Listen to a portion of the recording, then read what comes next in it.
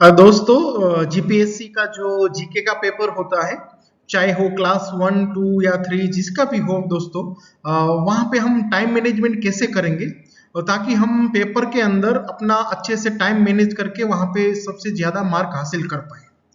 तो दोस्तों जीपीएससी का जो जीके का पेपर होता है, चाहे हो कोई भी टेक्निकल कंसर्न सब्जेक्ट का एग्जाम हो या जीपीएससी जनरल जीपीएससी क्लास 1, 2 का हो या veterinary officer, agriculture officer, deputy director, assistant engineer या असिस्टेंट प्रोफेसर हो, किसी भी प्रकार का एग्जाम हो जहां जीपीएससी में जीके का पेपर होता है और जो 100 मार्क का जीके का पेपर होता है, जहां पे टेक्निकल सब्जेक्ट का जीपीएससी होता है वहां पे, और जहां जनरल जीपीएससी होता है वहां 200 मार्क का पेपर होता है। तो आज हम जीके के पेपर के अंदर टाइम मैनेजमेंट के बारे में हम चर्चा करने वाले हैं दोस्तों, ताकि आप टाइम मैनेज अच्छे से कर पाओ वहां पे, और आपके जितने भी क्वेश्चन होता है उसको आप अपने टाइम बाउंड के अंदर वहां पे आप उसको अच्छे से उसको क्वेश्चन को आप अच्छे से सिक्योर कर लो, और क्वेश्चन को जो आप अच्छे से वहां पे कर पाओगे तो आप वहां पे डेफिनेटली वहां पे आपका जो स्कोर होगा वो हाईएस्ट स्कोर होने वाला है।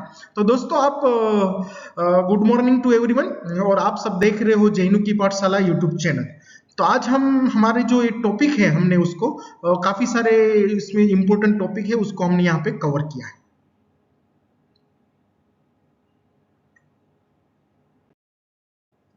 तो दोस्तों जहां यहाँ पे मैंने जो पॉइंट यहाँ पे कवर किया है उसमें सबसे अहम पॉइंट है जो है टाइम मैनेजमेंट। हम 100 मिनट्स के अंदर 60 क्वेश्चन कैसे कर पाएंगे उसके बारे में मैंने यहाँ पे चर्चा किया है।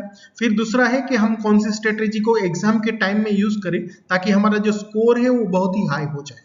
और लास्ट में मैंने यहाँ पे बताया है कि एग्जाम से पहले, एग्जाम्स के दिन और एग्जाम के बाद आपको क्या करना है और क्या नहीं करना है। दोस्तों सबसे पहला जो पॉइंट है उसमें हम टाइम मैनेजमेंट के बारे में हम बात करने वाले हैं और टाइम मैनेजमेंट में चर्चा करने वाले हैं। तो दोस्तों यहाँ पे जो टेक्निकल कंसर्न सब्जेक्ट होता है वहां पे 60 मिनट का समय आपके पास है, और आपके पास 100 क्वेश्चन है। जीके का पेपर के अंदर 100 क्वेश्चन है और 60 मिनट का समय है। तो 60 मिनट के अंदर, 60 मिनट के अंदर दोस्तों आपको पर क्वेश्चन आपको जो यहाँ पे टाइम मिलने वाला है वो सिर्फ आपको 36 सेकंड मिलने वाला है। तो मतलब यहाँ पे 36 सेकंड के अंदर एक क्वेश्चन आपको करना है, मतलब 100 क्वेश्चन करने के लिए आपको सिर्फ 60 मिनट मिल रही है। तो पर क्वेश्चन आपके पास सिर्फ 36 सेकंड है, उसको आपको ध्यान रखना है। तो यहाँ पे आपको किसी भी प्रकार का टाइम पास करने की जरूरत नहीं है। मतलब एग्जाम के पेपर आपको मिल जाता है तो आपको वहां पे किसी भी प्रकार का टाइम पास नहीं करना है, ये बात आपको ध्यान रखनी है।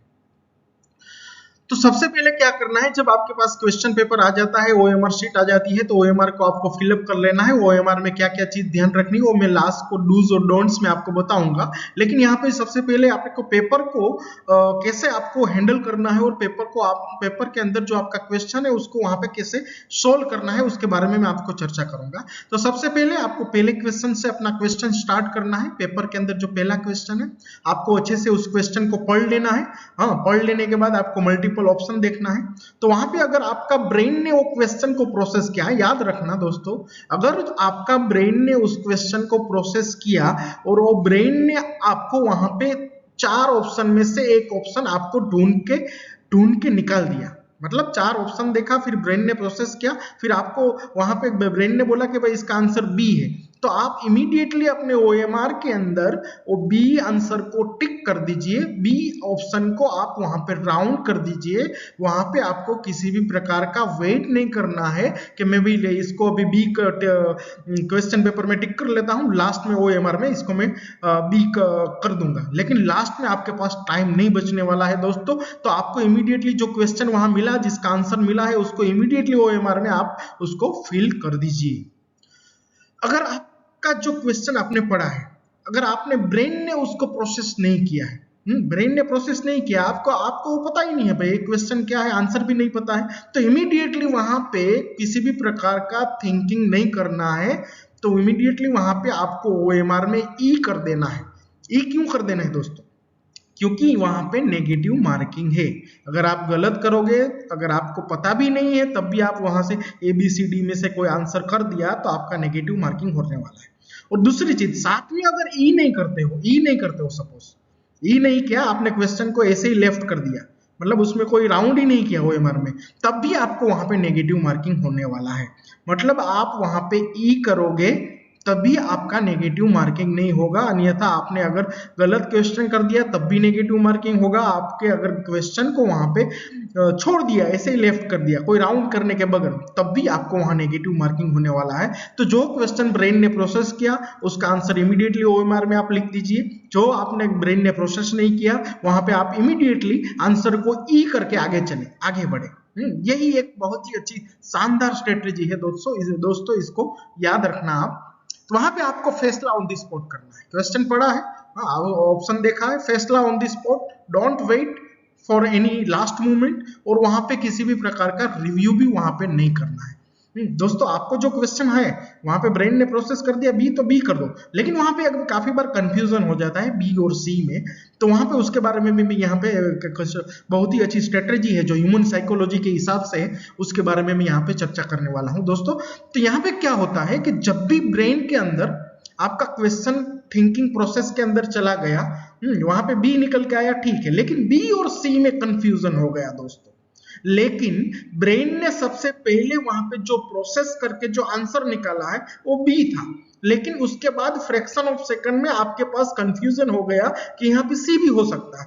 तो वहां पे जो 90% चांस होता है दोस्तों आंसर करेक्ट होने का, वो दोस्तों होता है आपका जो ब्रेन के अंदर सबसे पहले आंसर स्ट्राइक हुआ, जो आपकी ब्रेन और थॉट प्रोसेस से जो सबसे पहला आंसर निकल के आया है वो आंसर वहां पे 90% चांस होता है करेक्ट होने का। मतलब ब्रेन ने प्रोसेस किया बी, उसके बाद फ्रैक्शन ऑफ सेकंड आपको कंफ्यूजन हुआ कि सी हो सकता है, तो वहां पे बी आपको टिक करना है, सी को टिक नहीं करना है। इसका ये रीजन है कि वहां पे एक साइकोलॉजिकल थॉट है कि भाई जो पहले आंसर निकल के आया है वो 90% वहां पे सही है, क्योंकि आपने चारों ऑप्शन देखे थे, चारों ऑप्शन देख के आपका ब्रेन और थॉट प्रोसेस वहां पे एक्टिव हुआ, और वहां पे उसने बी को मतलब आंसर की तरफ वहां पे आपका ब्रेन ले गया, लेकिन आपको उसके बाद सी लगा, तो वहां पे सी नहीं करना है, बी करना है, क्योंकि 90% चांस जो होता है जो ब्रेन और थॉट प्रोसेस से सबसे पहला जो आंसर निकल के आया वो करेक्ट होने के 90% चांस है दोस्तों। अब यहां पे उसके बाद में आपको ये भी बताने वाला हूं कि भाई आंसर को जो हम यहां पे अब मैं ये भी बताने वाला हूं दोस्तों कि हमारे जो आंसर होते हैं, जो क्वेश्चन होते हैं, आंसर को कैसे करना है और क्वेश्चन को में अटेम्प्ट कैसे करना है। तो अब हमारा टॉपिक है कि how to attempt the questions. जो 100 क्वेश्चन है उसमें से अटेम्प्ट कैसे करने हैं। तो दोस्तों वहां पे याद रखना है भाई कि 60 मिनट आपके पास है, 60 मिनट के अंदर आपको 100 क्वेश्चन करना है। तो सबसे पहले जब आप एक से शुरुआत करते हैं तो वहां जो मैथ्स और रीजनिंग का जो क्वेश्चन है उसको आपको स्किप करना है, मतलब इनिशियली आपको स्किप करना है, क्योंकि आपको वो लास्ट में करना है। तो leave the maths and reasoning question initially, do at last. वहां पे 15 क्वेश्चन रहेंगे, 15 से 18 क्वेश्चन तक रहने की आशंका रहती है जीपीएससी का जो पेपर के अंदर। जीपीएससी का जो लास्ट 2 पेपर हुआ उसका भी मैंने एनालिसिस किया था यहाँ पे। जो अगर आपको चाहिए तो यहाँ पे राइट साइड में जो डिस्क्रिप्शन बॉक्स आ रहा है वहां पे उसकी लिंक आपको मिल जाने वाली है, और क्या क्या पढ़ना चाहिए जीपीएससी की प्रिपरेशन के लिए उसके लिए भी मैंने वीडियो बनाया था, वो भी यहाँ पे राइट साइड लिंक में आपको साथ में ही वीडियो मिल जाने वाला है।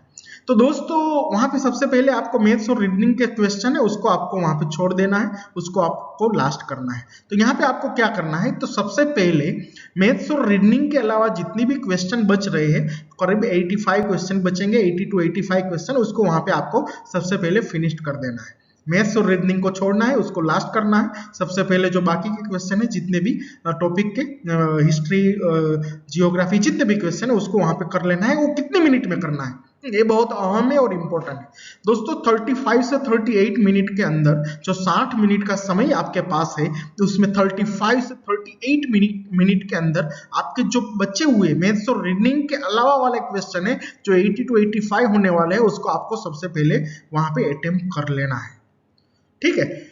अब 35-38 मिनट में आपने बाकी के क्वेश्चन अटेम्प्ट कर लिए। अब आपको वहां पे जो बाकी बची है 22-25 मिनट, वहां पे मैथ्स और रीजनिंग के क्वेश्चन सॉल्व करना है, क्योंकि दोस्तों मैथ्स और रीजनिंग के क्वेश्चन सीधे नहीं होते, अटपटे होते, वहां पे टाइम लगता है। तो 22 से 25 मिनट के समय के अंदर आपको ये मैथ्स और रीजनिंग के क्वेश्चन सोल्व कर लेने हैं। लास्ट में आपको सोल्व करना है। मैं ये क्यों बोल रहा हूँ, मैं इसलिए बोल रहा हूँ दोस्तों, अगर स्टार्टिंग में आपने इनिशियली 30 मिनट में जो 60 मिनट का समय है उसमें स्टार्टिंग में सपोज आपने मैथ्स और रीजनिंग सोल्व करना स्टार्ट किया तो आपका आधा घंटा चला जाएगा, आधा घंटा से 35 मिनट चला जाएगा।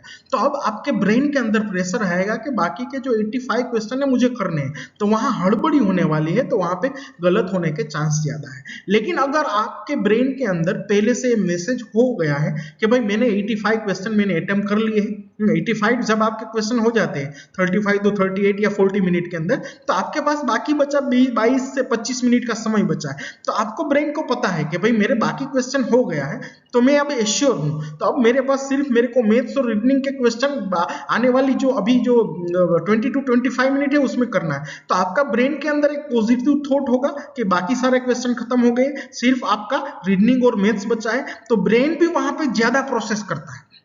ब्रेन की जो एक्टिविटी होती है, प्रोसेसिंग जो होती है, उसकी स्पीड बढ़ जाती है। जैसे कंप्यूटर के अंदर हम रैम डालते हैं ना, 4 GB रैम, 8 GB और 16 GB रैम, तो यहाँ पे जब आपके 85 क्वेश्चन हो जाते हैं तो उसके बाद जो बचे हुए क्वेश्चन के आपका ब्रेन का जो प्रोसेस होता है वो 16 रैम वाला काम कर देता है। मतलब कि आपके ब्रेन के अंदर ऐसी प्रोसेसिंग पावर आ जाती है कि आप वो क्वेश्चन वहां पे मतलब 20 to 25 मिनट में आप जो मैथ्स और रीजनिंग के सोल्व कर पाओगे। आपका ब्रेन अच्छा चलेगा, ब्रेन के अंदर जो प्रोसेस होगी वो बहुत फास्ट होगी, आपकी जो मेमोरी होती है उसकी जो एक्सेस होने की जो प्रोसेस होती है वो वहां पे बढ़ जाती है। इसलिए मैं आपको बता रहा हूँ कि मैथ्स और रीजनिंग का क्वेश्चन आपको लास्ट में करना है। आपको याद रखना है ये भी चीज कि आपके पास 60 मिनट का समय है, 60 मिनट के अंदर 100 क्वेश्चन आपको करने हैं अटेम्प्ट। इसको आप दिमाग में अच्छे से अभी से फिट कर दीजिए कि मेरे पास 60 मिनट है, 60 मिनट में 100 क्वेश्चन है, पर क्वेश्चन वहां पे 30 सेकंड आपको मिलने वाला है। अब यहाँ पे दोस्तों अहम पॉइंट ये है कि जब भी एग्जाम होती है तो वहां पे जो जीपीएससी का एग्जाम होती है ओएमआर बेस्ड होती है, तो ओएमआर के अंदर राउंड करने में भी टाइम लगता है। तो दोस्तों जो पेन यहाँ पे ओएमआर के राउंड करने के लिए इधर आप ब्लू पेन का यूज करें या ब्लैक पेन का यूज करें, और ब्लू और ब्लैक पॉइंट में जो जाड़ा पॉइंट होता है, जो पतला पॉइंट होता है उससे अच्छा है जो जाड़ा पॉइंट होता है उसको यूज करें, क्योंकि जाड़ा पॉइंट यूज करेंगे तो वहां पे राउंड फटाफट हो जाएंगे। तो यहाँ पे आप घर पे 100 क्वेश्चन की जो ओएमआर ऑलरेडी इमेज के फॉर्म में ऑनलाइन अवेलेबल है, पीडीएफ पे फॉर्म में भी अवेलेबल है, उसको प्रिंट निकालिए, 2-3 ओएमआर शीट को घर पे सिर्फ राउंड करिए, ABCD जो आपको लगते हैं ऐसे ही, मतलब प्रैक्टिस करने के लिए जो पेन आप यूज करने वाले हो एग्जाम में उसी दोनों पेन को यूज करें। यहाँ पे जो आपने घर पे ओएमआर निकाला है उसमें राउंड करें और राउंड करने की आप प्रैक्टिस करो।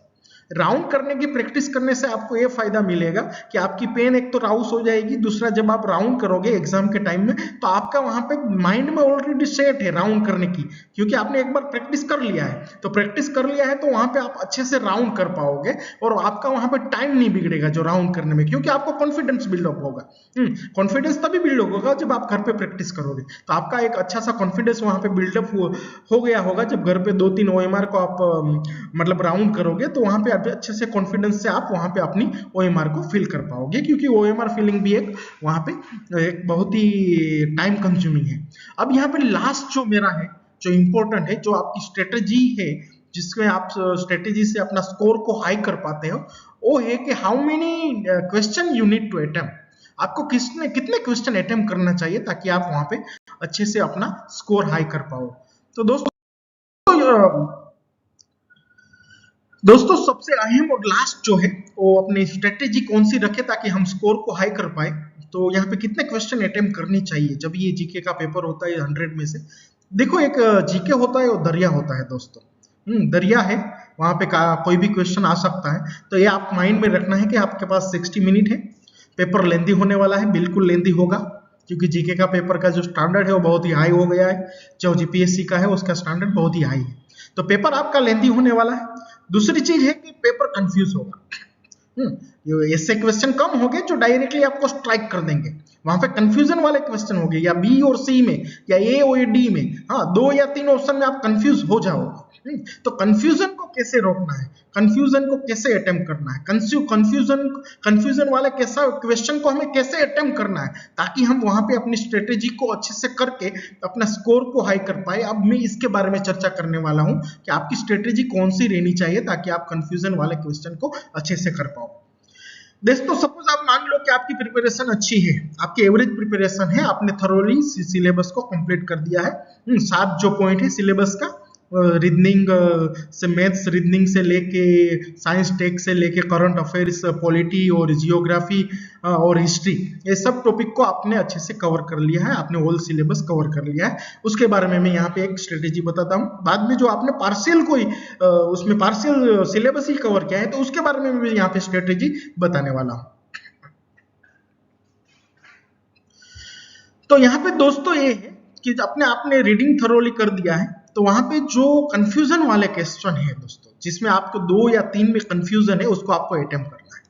सिंपल सी बात है, जहां पे आपको बी सी या ए बी और ए डी, जिसमें भी 2 या 3 ऑप्शन में कंफ्यूजन होता है, वहां पे आपको क्वेश्चन को 100% अटेम्प्ट करना है दोस्तों। ये क्यों मैं बोल रहा हूँ, क्योंकि डाउट वाले जितने भी क्वेश्चन होते हैं, वहां पे अटेम्प्ट करोगे तो वहां पे आपका जो सही होने का चांस होता है वो 50 to 60% बढ़ जाता है, क्योंकि आपने पढ़ा है, उसके बाद आपका ब्रेन ने प्रोसेस किया कि भाई हमें 2 ऑप्शन में कंफ्यूजन हो रहा है। पहली एक चीज हो गई, जो ब्रेन ने प्रोसेस किया बी, तो बी को कर लो। यहाँ पे बी और सी में कंफ्यूजन है, सिंपल सा, पहले ही अटेम्प्ट में वहां पे कंफ्यूजन है, पहले ही जब ब्रेन प्रोसेस किया तो वहां पे डायरेक्टली कंफ्यूजन हो गया बी और सी में, या ए और डी में, 2 ऑप्शन में आपको कंफ्यूजन हो गया। तो ऐसे क्वेश्चन को आपको अटेम्प्ट करना है, वहां पे आपको रिस्क लेना पड़ेगा दोस्तों, आपको रिस्क लेना पड़ेगा दोस्तों। रिस्क है तो इश्क है। देखो मैं यहाँ पे एक एग्जांपल के तौर पे बताता हूँ कि रिस्क है तो इश्क है कैसे है। देखो 2 स्टूडेंट है, उसका मैंने एग्जांपल लिया है, एक दर्शन और एक रोहित। दोनों की प्रिपरेशन भी एवरेज है, लेकिन दर्शन जो रिस्क लेने वाला बंदा है, जो एग्जाम के टाइम में, एग्जाम के पेपर में उसने रिस्क ले लिया, एग्जाम हो गया उसका, उसने रिस्क ले लिया। लेकिन रोहित बंदा था जो रिस्क नहीं लेने वाला था, उसने वहां पे रिस्क नहीं लिया दोस्तों, उसने वहां पे रिस्क नहीं लिया।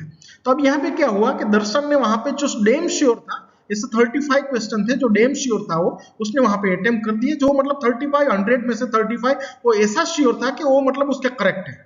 रोहिन को भी वैसा ही हुआ कि वो भी डैम श्योर था 35 क्वेश्चन में, तो 35 क्वेश्चन उसने भी वहां पे अटेम्प्ट कर लिया। ठीक है, दोनों ने 30 क्वेश्चन सही कर दिए। अब यहाँ पे दर्शन ने रिस्क लिया। रिस्क कहाँ लिया, उसको जो कंफ्यूजन वाले क्वेश्चन थे, जिसमें 2 या 3 ऑप्शन, 2 ऑप्शन में कंफ्यूजन था वो, और 2 या 3 ऑप्शन में वो कंफ्यूजन था, ऐसे क्वेश्चन उसके पास 45 क्वेश्चन थे, जो उसने पढ़ा था ऑलरेडी, वो पढ़ा था और उसके ब्रेन के अंदर प्रोसेस हुआ, तो वहां पे डायरेक्टली उसको कंफ्यूजन हो गया, बी और सी में या ए और डी में, 2 या 3 ऑप्शन में वो कंफ्यूजन हो गया। ऐसे उसके पास 45 क्वेश्चन थे। तो अब दर्शन ने रिस्क ले लिया भाई, जो 45 क्वेश्चन थे उसको वहां पे उसने अटेम्प्ट कर लिया, उसके ब्रेन ने जो प्रोसेस किया वो आंसर को उसने वहां पे लगा दिया। अब यहाँ पे क्या हुआ कि जो दर्शन के अटेम्प्टेड क्वेश्चन है वो 80 हो गए। अब रोहित ने क्या किया, भाई कोई रिस्क नहीं लेना है भाई, मुझे सेफ गेम खेलना है, तो उसके क्वेश्चन अटेम्प्टेड कितने हो गए, 35 क्वेश्चन हो गए। अब 35 क्वेश्चन अटेम्प्ट हुए रोहित के, और उसका जो फाइनल स्कोर हुआ, क्योंकि वो 35 उसके सही थे, 35 अटेम्प्ट किए, तो 35 उसका फाइनल स्कोर बना उसमें। लेकिन यहाँ पे जो दर्शन का जो है वो ट्विस्ट है दोस्तों, यहाँ पे उसका फाइनल स्कोर एक तो 35 होने वाला है, दूसरा उसने 45 क्वेश्चन को अटेम्प्ट किए हैं। तो अब यहाँ पे कितनी प्रोबेबिलिटी होती है वो मैं बताता हूँ सही होने की। जब भी कंफ्यूजन वाले क्वेश्चन होते हैं तो उसमें 50 to 55% प्रोबेबिलिटी होती है आपके आंसर वहां पे सही हो जाए। मतलब वहां पे उसने 45 क्वेश्चन अटेम्प्ट किए हैं, तो 22 to 23 क्वेश्चन उसके सही हो जाएंगे, बिल्कुल सही हो जाएंगे, क्योंकि वो कंफ्यूजन वाले थे। तो अब 22 to 23 क्वेश्चन उसके सही हो गए, मतलब 22 से 23 उसके सही हुए, 22 से 23 उसके गलत हो गए। सपोज उसके 22 क्वेश्चन सही हुए, 23 क्वेश्चन उसके गलत हो गए। तो अब दोस्तों 22 क्वेश्चन जो गलत हुआ, यहाँ नेगेटिव मार्किंग है, तो 23 क्वेश्चन जो 23 क्वेश्चन था जिसका उसका आंसर गलत हो गया, उसका नेगेटिव मार्किंग होगा, 8 मार्क माइनस होगा। तो उसने 45 अटेम्प्ट किए, उसमें से 22 सही है, तो 23 गलत है, तो 23 का जो नेगेटिव है वो 8 मार्क हुआ, तो जो 22 सही हुआ उसमें से 8 माइनस होगा। तो वहां पे उसके बच गए दोस्तों 14 क्वेश्चन, 14 क्वेश्चन उसके फाइनल स्कोर में इजाफा होने वाला है। तो अब यहाँ पे उसका फाइनल स्कोर एक तो 35 था प्लस 14 क्वेश्चन वहां पे बढ़ गया, उसका इजाफा हुआ क्योंकि उसने रिस्क लिया, तो उसका फाइनल स्कोर हो गया 49, जबकि रोहन का स्कोर रहा 35, दर्शन का स्कोर हो गया 49। तो रिस्क लोगे दोस्तों तो वहां पे आपका पेपर बहुत अच्छा होने वाला है। आप जब रिस्क लोगे तो इश्क होगा, जब इश्क होगा तो आपका पेपर इस किससे होगा, आपका पेपर से इश्क होगा। रिस्क जब लिया तो आपके पेपर से आपको इश्क हो जाएगा। जब इश्क हो जाएगा पेपर से तो आपका क्वेश्चन वहां पे बहुत सही होंगे और वहां पे आपको जो फाइनल स्कोर होने वाला है उसमें आपका इजाफा होने वाला है, क्योंकि एक एक मार्क पॉइंट मार्क लास्ट में डिपेंड करता है, मैटर करता है। जब फाइनल मेरिट बनता है तो वहां पे काफी बार देखते हो कि कट ऑफ रहा 56.62 और किसी का कट ऑफ रहा और किसी का था 56.48। तो यहाँ पे जब आप रिस्क ले लेते हैं तो या आप रिस्क लेते हैं तो 2 4 5 10 15 ऑब्जेक्टिव जब सही हो जाता है तो आपके सिलेक्शन के चांस बहुत ही बढ़ जाते हैं दोस्तों। अब मैं यहाँ पे बात करने वाला हूं कि दोस्तों जब आपने सिलेबस जो है उसमें कुल 7 टॉपिक है, 7 टॉपिक में से 6 टॉपिक में आपके पास कमांड है। सपोज आपके पास एक टॉपिक जो अर्थतंत्र है उसमें आपको बिल्कुल कमांड नहीं है, तो जो अर्थतंत्र वाला पोर्शन है उसमें कमांड नहीं है, ना तो आपने पढ़ा है ना कभी देखा है ना आप उसमें आप डीप में गए हो। तो ऐसे सब्जेक्ट के जो क्वेश्चन आते हैं ना उसको छोड़ दो आप, मैं बिल्कुल बोल रहा हूँ ऐसे क्वेश्चन को आप वहां पे जो अर्थतंत्र के क्वेश्चन एग्जांपल के तौर पे मैं बता रहा हूँ, हाँ वो इंडिविजुअल टू इंडिविजुअल वेरी होता है कमांड वाली बात को। तो यहाँ पे सपोज मेरी कमांड में अर्थतंत्र में नहीं है तो मैं अर्थतंत्र वाला क्वेश्चन ही वहां पे छोड़ दूंगा। तो ये अर्थतंत्र वाला मैंने देखा भाई कि जीएसटी रिलेटेड है या बजट रिलेटेड है, मेरे को पता भी नहीं है तो मैं उसको वहां छोड़ ही दूंगा। मैं वहां पे बिल्कुल वहां टाइम अपना खराब नहीं करूंगा, ना कि अपने ब्रेन को या थॉट को मैं संदेशा दूंगा कि भाई इसको प्रोसेस करें। जब आपको पता नहीं है, जब आपको आता नहीं है, जब आपने वहां पे पढ़ा नहीं है तो उसको फालतू में वहां पे ब्रेन में प्रोसेस करने का, थॉट में प्रोसेस करने का फालतू में वहां आप अपना टाइम जाया न करें। आप वहां पे बिल्कुल उस क्वेश्चन को छोड़ दो जो क्वेश्चन आपको पता ही नहीं है, जो क्वेश्चन मतलब जिस सब्जेक्ट से आपने क्वेश्चन पूछा गया जिसमें आपका कमांड नहीं उसको वहां पे बिल्कुल छोड़ दो। और जो वो क्वेश्चन जो आप छोड़ रहे हो उसका टाइम को आप डाइवर्ट करिए मैथ्स और रीजनिंग के क्वेश्चन, उसका जो टाइम बच रहा है वो बाकी के जो आपके पास क्वेश्चन है उसमें आप उस टाइम को डाइवर्ट करें ताकि आप वहां पे अच्छे से अपने बाकी सारे क्वेश्चन वहां पे अच्छे से कर पाओगे। सपोज आपके पास स्ट्रॉन्ग कमांड है सिर्फ 3 सब्जेक्ट में, मैथ्स, रीजनिंग, बंधारण और करंट अफेयर्स, इसको आपने बहुत अच्छे से प्रिपेयर किया है, आपने 2 टाइम 3 टाइम इसको रिवीजन भी कर दिया है, तो आप वहां पे जो करीबन 45 से 48 क्वेश्चन मैथ्स, रीजनिंग, बंधारण और करंट अफेयर से पूछे जाते हैं। तो इस 45 क्वेश्चन जो है एवरेज में अप्रोक्स मान लो, अप्रोक्स मान के मैं आपको बताता हूँ 45 क्वेश्चन जो है आपका, उस 45 क्वेश्चन में मैं आपको यहाँ पे बताता हूँ कि आप ट्राई करिए कि आप 90% क्वेश्चन अराउंड 41 to 42 क्वेश्चन वहां पे अटेम्प्ट करें, ताकि आपका जो स्कोर है वो मतलब आपके जो कमांड वाले सब्जेक्ट है जिसने आप सिर्फ 3 ही सब्जेक्ट किए हैं, बाकी के सब्जेक्ट आपने छोड़ रखे हैं, मतलब उसका प्रिपरेशन ही आपने नहीं किया है, तो सिर्फ आप 3 जो पोर्शन है उस पर ही अपना फोकस करें। इस पे ही फोकस करने से क्या होता है कि आपके पास समय भी ज्यादा मिलेगा और आपका जो स्कोर होता है वो आप 45 में से अगर 41 42 अटेम्प्ट किए हैं तो वहां पे 35 36 का स्कोर रहने की आशंका रहती है, मतलब 35 36 आपका स्कोर होने की आशंका रहती है। ये उन लोगों के लिए जिसकी पार्शियल प्रिपरेशन है, जिसकी पार्शियल कमांड है, पर्टिकुलर उसने सिर्फ 3 ही सब्जेक्ट वहां पे कवर किए, उन लोगों के जिसने पूरा थरोली कवर किया है उनके लिए वहां पे आप ट्राई करिए कि आपका जो पेपर है जिसने 7 सब्जेक्ट को अच्छे से प्रिपेयर किया है, तो उन लोगों के लिए मेरा संदेश है कि आप ट्राई करिए कि आपका 80 to 85% जो क्वेश्चन है उसको अटेम्प्ट करिए, मतलब 100 में से 80 to 85 क्वेश्चन वहां पे आप अटेम्प्ट करें, वहां रिस्क लीजिए ताकि आपका वहां पे सही होने का चांस ज्यादा रहे और मेरिट आपका ऊंचा रहने का चांस ज्यादा रहेगा। अब यहाँ पे एक बहुत ही अहम और लास्ट इंपॉर्टेंट पॉइंट है कि भाई दोस्तों किसी भी एग्जाम होती है जो कंसर्न टेक्निकल सब्जेक्ट जहाँ पे होता है, मतलब 100 मार्क का जीके का पेपर होता है, 200 मार्क का अपना कंसर्न टेक्निकल सब्जेक्ट होता है, जैसे वेटनरी ऑफिसर है तो जीके का 100 और अपना वेटनरी का सब्जेक्ट का 200 मार्क, ऐसे एग्रीकल्चर ऑफिसर हो एग्रीकल्चर का 100 और 200 का अपना कंसर्न सब्जेक्ट का होता है, चाहे आयुष मेडिकल ऑफिसर हो वहां 100 जीके का 200 अपना बीएमएस का। तो वहां पे आइडियल स्कोर कितना होता है दोस्तों, तो मैं यहाँ पे बता देता हूँ कि आइडियल स्कोर अगर कोई बंदा 45% टू 50% स्कोर कर लेता है इस सब्जेक्ट के अंदर, जीके का पेपर के अंदर, तो दोस्तों मेरा मानना है कि वो आइडियल स्कोर है। और जो आइडियल स्कोर भी है और साथ में जो स्कोरिंग होता है, जितने भी स्टूडेंट होते हैं उसमें से वो टॉप में रहने वाला है। 45 टू 50% अगर आपके माइनस बात करके नेगेटिव मार्किंग को हटा के आपके पास अगर 100 में से 45 टू 50 मार्क आप वहां पे कवर कर पाते हो, कवर कर पाते हो, तो आपके लिए वो बहुत ही अहम रहने वाला है, वो आइडियल स्कोर रहने वाला है। अगर 50 से ज्यादा है वो तो और अच्छी बात है, it is a very excellent. लेकिन 45 टू 50 मार्क आपके हो गए तो आप मतलब जंग जीत गए, ऐसा मैं आपको यहाँ पे बता रहा हूँ। आपका स्कोर अच्छा अगर 45 टू 50 है तो बहुत ही अच्छा रहने वाला है दोस्तों, वो आपका फाइनल मेरिट में बहुत ही इजाफा करने वाला है और बहुत ही आपको उसका फायदा मिलने वाला है। दोस्तों अब बात करते हैं दोस्तों के एग्जाम से पहले और एग्जाम के दिन हमें क्या करना है और क्या नहीं करना है।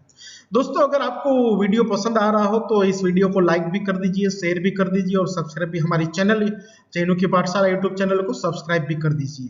अगर किसी भी प्रकार की क्वेरी होती है दोस्तों आप कमेंट में हमें जरूर बताइएगा, मैं इसका आंसर क्विक रिस्पॉन्स करने का मैं ट्राई हमेशा करता हूं दोस्तों। अब मैं यहाँ पे एक चीज और बताता हूँ कि एग्जाम से पहले, एग्जाम के दिन और एग्जाम के पेपर के टाइम में और एग्जाम के पेपर खत्म होता है उसके बाद आपको क्या करना है और क्या नहीं करना है। दोस्तों सबसे पहला है कि अगर आपका सेंटर जो होता है एग्जाम का अगर 90 किलोमीटर से अवे है आपके घर से, तो मैं आपको बताता हूं कि भाई आप एक दिन पहले ही अपने सेंटर पे पहुंच जाइए। आप ट्राई करिए कि जब सपोज कल मेरा पेपर होने वाला है अगर 11 बजे, तो मेरा सेंटर अगर दूर है घर से 90 किलोमीटर से ज्यादा, तो मैं ट्राई करूंगा कि रात को, मतलब आज के कल पेपर होने वाला है तो आज रात तक मैं अपना सेंटर के इर्द गिर्द में पहुंच जाऊं, सेंटर के आसपास में पहुंच जाऊं, ताकि आपको वहां पे किसी भी प्रकार का, क्योंकि 90 किलोमीटर से ज्यादा है अगर आप ट्रैवल करते हो तो काफी बार ट्रैफिक की समस्या होती है, कोई बीच में एक्सीडेंट हो गया, कोई अन्य कैजुअलिटी हो गई तो वहां पे ट्रैफिक जाम रहता है, तो उससे आप ट्रैफिक में स्ट्रक ना हो जाओ। इससे अच्छा है कि आप वहां पे एक दिन पहले पहुंच जाओ। दूसरा होता है कि एग्जाम के दिन आपको जो सेंटर होता है वहां पे क्या है कि 1 घंटे पहले से आपको वहां पे एंट्री आप दे देंगे। सपोज 11 बजे एग्जाम है तो 10 बजे वहां एंट्री स्टार्ट हो जाएगी, तो मैं आपको बताता हूं कि 1.5 घंटे पहले आप अपना एग्जाम के सेंटर पे पहुंच जाने का प्रयास करें और पहुंच जाइए, यही आइडियल है। दूसरी दोस्तों अपना कॉल लेटर का A4 साइज में और पोर्ट्रेट मोड में प्रिंट निकाल के चाहिए, उसमें जो पासपोर्ट साइज का फोटो है वो वहां पे चिपका जाइए। मैं यहाँ पे मानता हूँ कि आप अपना कॉल लेटर का 2 प्रिंट निकालिए और साथ में 2 या 3 पासपोर्ट साइज का फोटो भी साथ में ले जाइए। हाँ, एक को आप चिपका दीजिए, बाकी को अपने पास रख दीजिए। और कॉल लेटर A4 साइज में और पोर्ट्रेट मोड में कैसे निकालना है उसके बारे में भी मैंने एक आगे वीडियो बनाया है, पिछले हफ्ते मैंने वीडियो बनाया है, उसका लिंक यहाँ पे राइट साइड में मैं डिस्क्रिप्शन बॉक्स में यहाँ पे दे देता हूँ, वहां से आप चेक कर सकते हो। आप 2 कॉल लेटर और 2 पासपोर्ट साइज का फोटो ले जाइए। जो आपने पासपोर्ट साइज का फोटो वहां पे ऑलरेडी चिपका हुआ है, जो ऑलरेडी प्रिंट में कॉल लेटर में आया है, उसी प्रकार का पासपोर्ट साइज आपको वहां चिपकाना है, कोई अलग नहीं चिपकाना है। साथ में आपको दोस्तों वहां पे आईडी कार्ड ले जाना है। दोस्तों आईडी कार्ड में मैं आपको बताता हूं कि 2 आईडी कार्ड ले जाइए। एक आधार कार्ड जो यूनिवर्सल है, आधार कार्ड ओरिजिनल आपका अच्छा सा फोटो दिखना चाहिए, नाम दिखना चाहिए सेम, उसको आप ले जाइए। और साथ में एक दूसरा भी आईडी कार्ड रखिए, चाहे ड्राइविंग लाइसेंस, वोटर आईडी या गवर्नमेंट इश्यूड जो भी आईडी कार्ड होता है उसको आप वहां पे ले जाइए। साथ में 2 पेन रखिए, 2 ब्लू कलर की और 2 ब्लैक कलर की पेन ले जाइए, जो मोटा पॉइंट वाली होनी चाहिए, उसको यूज करोगे तो अच्छा रहेगा। और उसको घर पे उस पेन को नई नहीं होनी चाहिए, थोड़ा सा उसको प्रैक्टिस कर लो घर पे OMR में, ताकि आपकी पेन का भी राउस हो जाए, ताकि आपको वहां पे कोई दिक्कत ना आ जाए। दोस्तों एग्जाम के टाइम में आपको किसी भी प्रकार का मील स्किप नहीं करना है। एग्जाम के अगले दिन अच्छे से आपको खाना है, पीना है, और शाम को जो रात को है 7 से 8 घंटे का स्लीप लेना है। एग्जाम के फिर दूसरे दिन आपको सुबह अच्छे से ब्रेकफास्ट करना है। और एग्जाम से पहले जो ग्लूकोज बेस्ड ड्रिंक होता है उसको आप यूज करें। दोस्तों मैं इसलिए बोल रहा हूँ कि ग्लूकोज बेस्ड ड्रिंक यूज करने से क्या होगा कि एग्जाम के टाइम में जो 1 घंटा है उसमें आपके एनर्जी रहती रहे, एनर्जी आपको मिलती रहेगी। बॉडी के अंदर एनर्जी चाहिए, क्योंकि वहां पे देखो एग्जाम के टाइम में ब्रेन बहुत फास्ट प्रोसेस करता है, ब्रेन को ग्लूकोज चाहिए, ब्रेन वहां पे ग्लूकोज बहुत फास्ट यूटिलाइज करता है। तो दोस्तों आपको वहां पे ग्लूकोज बेस्ड ड्रिंक को आप एग्जाम से पहले आप पी के जाइए। काफी बार नींबू शरबत का भी यूज करते हैं, जो अच्छा सा हाईली कॉन्सेंट्रेटेड शुगर वाला नींबू शरबत होता है, उसको आप यूज करें, ताकि एग्जाम में टाइम में आपको डी एनर्जाइज फील नहीं होगा, आप एनर्जी फील करोगे। आपको स्लीप लेना है अच्छे से, मतलब सोइए रात को 7-8 घंटे एग्जाम के पहले आप स्लीप लेना है। और दूसरी एक चीज बता देता हूं कि किसी भी प्रकार का रीडिंग नहीं करना है, don't read at last moment. Last moment में कोई पढ़ना नहीं, because it will make you confuse, आप कंफ्यूज हो जाओगे अगर पढ़ोगे तो मैं आपको बताता हूं कि जब एग्जाम मान लो कि सपोज कल है, तो आज रात का जब हम खाना खा लेते हैं और सोने से पहले, खाना खाने के बाद और सोने से पहले हम अपना जो भी रीडिंग है उसको कंप्लीट कर ले, उसके बाद हमें किसी भी प्रकार की रीडिंग नहीं करना है। आज शाम को खाना खा लिया, सो गए, बस हो गया, किसी भी प्रकार का सुबह भी किसी भी प्रकार का रीडिंग करना नहीं है, क्योंकि वो आपको कंफ्यूज करेगा। सिर्फ आप अच्छे से सो जाइए, सुबह उठिए, ब्रेकफास्ट लीजिए और अपना एग्जाम दीजिए। देखो एक चीज होती है कि हमें एंजाइटी रहती है एग्जाम के टाइम में, एक परफॉर्मेंस प्रेशर रहता है, तो हमें इसको ओवरकम करना है। देखो आपने अच्छे से तैयारी की है तो ऑब्वियसली वहां पे एंजाइटी थोड़ी बहुत रहती है, और काफी लोगों को परफॉर्मेंस प्रेशर भी रहता है, लेकिन इसको नजरअंदाज करना है, परफॉर्मेंस प्रेशर बिल्कुल नहीं लेना है, ना एंजाइटी को आपको दिमाग में आना है, क्योंकि मैं बता देता हूँ कि आपको वहां पे एकदम कॉन्फिडेंट रहना है, आपको हर मोमेंट को एंजॉय करना है। और दूसरा जो आपका सबकॉन्शियस माइंड है, वहां पे आपको एक पॉजिटिविटी, हाँ, संदेश भेजना है, आपको पॉजिटिव थिंक करना है। देखो देखो दोस्तों, एक subconscious mind, power of subconscious mind की एक किताब है, बहुत ही अच्छी है, नहीं पढ़ी हो तो पढ़ना कब जब आपको फुर्सत मिले, लेकिन उसका जिस्ट मैं बता देता हूँ कि सबकॉन्शियस माइंड होता है, उसके अंदर आप पॉजिटिव थिंकिंग भेजते हो कि भाई मेरी प्रिपरेशन बहुत अच्छी है, मैं बहुत अच्छे से कर पाऊंगा। सबकॉन्शियस माइंड को ऐसे संदेशा देना, पॉजिटिव वाला संदेशा, नेगेटिव संदेशा कभी मत देना उसको। आप पॉजिटिव संदेशा दोगे, भाई मेरी प्रिपरेशन अच्छी है, मैं एग्जाम में अच्छा कर पाऊंगा, तो बिल्कुल एग्जाम में स्कोर अच्छा बनाऊंगा। तो सबकॉन्शियस माइंड में जब ऐसे आप पॉइंट भेजते रहोगे, तो आपका पेपर बिल्कुल अच्छा होने वाला है, क्योंकि आपकी प्रिपरेशन अच्छी थी। तो वहां पे आपको पॉजिटिव ही थिंकिंग करना है, किसी भी प्रकार का नेगेटिव थिंकिंग नहीं करना है। आपकी प्रिपरेशन अच्छी है तो बिल्कुल अच्छा होगा। हाँ, वहां पे कोई भी प्रकार का नेगेटिव फीडबैक, नेगेटिव आउटपुट अपनी सराउंडिंग से नेगेटिव आ रहा है, उसको आपको ब्रेन के अंदर फिलअप नहीं होने देना है। सिर्फ आपको पॉजिटिविटी पॉजिटिविटी और पॉजिटिविटी, आपको अपने आप में एक स्ट्रॉन्ग बिलीफ रखना है। जहां पे आपका फेथ हो, वहां पे अच्छे से स्ट्रॉन्ग फेथ रखना है। फियर को वहां पे अवॉइड करना है, और याद रखना है आपके सबकॉन्शियस माइंड को भी ये संदेशा पहुंचाना है कि ऑल विल फाइन, सब अच्छा होगा, सब अच्छा होगा, सब अच्छा होने वाला है, और सब अच्छा होगा दोस्तों। और काफी बार क्या होता है कि दोस्तों, जब हम क्वेश्चन स्टार्ट करते हैं तो 4 या 5 या 10 क्वेश्चन तक हम ई कर देते हैं, क्योंकि हमें पता नहीं है, तो कोई बात नहीं भाई, नहीं आता है तो ई कर दो, कोई दिक्कत नहीं है, लेकिन वहां पे आपको ब्रेक डाउन नहीं होना है। 10 गलत हो गए कोई चीज नहीं, अब 11 से आपकी बारी स्टार्ट होगी, 11 क्वेश्चन से आप सही कर दोगे, 50 तक आप सही कर दोगे। तो सब स्टार्टिंग में जब क्वेश्चन गलत आपका ये मतलब नहीं आ रहा है, आपको मतलब नहीं पता है, तो ई कर दो, बिल्कुल आपको वहां पे ब्रेक डाउन नहीं होना है। ब्रेक डाउन नहीं होना है। 10 तक आपने कोई बात नहीं, ई कर दिया भाई, नहीं आएगा, नहीं आ रहा है तो नहीं आ रहा है भाई, आगे चलो, आगे बढ़ो। उससे मतलब 10 क्वेश्चन की नेगेटिव इंपैक्ट आप पे नहीं पड़नी चाहिए, ना तो आपको वहां पे ब्रेक डाउन होना। 11 क्वेश्चन से आप सही कर दोगे, 11 से 30 तक सही कर दिया, फिर 30 से वापस 5 नहीं हुए, फिर 35 से 50 आपने सही कर दिए, फिर 50 से 60 सही नहीं हुए, फिर 60 से 100 तक आपने सही कर दिया। तो वहां पे बीच बीच में जो आपको क्वेश्चन जो आपको नहीं आ रहा है, तो उसमें ब्रेक डाउन होने की बिल्कुल आवश्यकता नहीं है। देखो दोस्तों, दूसरी एक चीज अहम बता देता हूं कि यहाँ पे आपको याद रखना है कि आपके पास 4 ऑप्शन है दोस्तों। आपने पढ़ा है, उसमें से जो 4 ऑप्शन है उसमें से एक टिक करना है। वहां के आपको कोई डिस्क्रिप्टिव टाइप का पेपर तो लिखना नहीं, ऑब्जेक्टिव टाइप है, 4 में से एक टिक करना है। तो 4 में से एक मतलब 25 प्रोबेबिलिटी है आपके पास सही होने की, 4 में से एक करोगे तो 25 प्रोबेबिलिटी है। तो वहां पे किसी भी प्रकार का डरने की आवश्यकता नहीं है, 4 क्वेश्चन में से एक टिक करना है। ये माइंड में आपको पॉजिटिव थिंकिंग के रूप पे रखना है, मैं 4 ऑप्शन में से एक सही से टिक कर लूंगा, ऐसा आपको दिमाग के अंदर, माइंड के अंदर आपको फोकस रखना है। दूसरी चीज, ओएमआर को अच्छे से फिल कर लेना है, वो केयरफुली। वहां ओएमआर में इन्विजिलेटर का साइन है, आपका साइन है, आपका लेफ्ट हैंड का थंब वहां पे है कि नहीं, उसको आपको अच्छे से देख लेना है।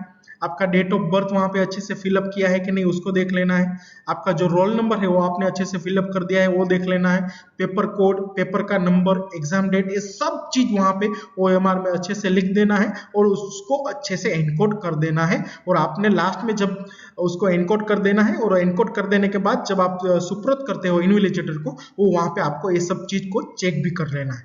और साथ में दोस्तों जो जीपीएससी ने परिशिष्ट 1 और परिशिष्ट 2 की जो सूचना, जो कॉमन गाइडलाइन पब्लिश की है जीपीएससी ने, जो एग्जाम है 27 अप्रैल को, वो एग्जाम की जो भी है मतलब परिशिष्ट और आने वाली जितनी भी एग्जाम होती है जहां पे परिशिष्ट 1 और परिशिष्ट 2 जीपीएससी हर बार निकालता है, तो उसको आपको अच्छे से देख लेना है, अच्छे से पढ़ लेना है, आपका कॉल लेटर जो है उसको अच्छे से पढ़ लेना है और वेबसाइट को आपको चेक करता रहना है, ताकि वहां पे जो जितनी भी सारी जो भी गाइडलाइन वो जीपीएससी में पब्लिश करते हैं वो आपको टाइम बाउंड पे मिल जाए।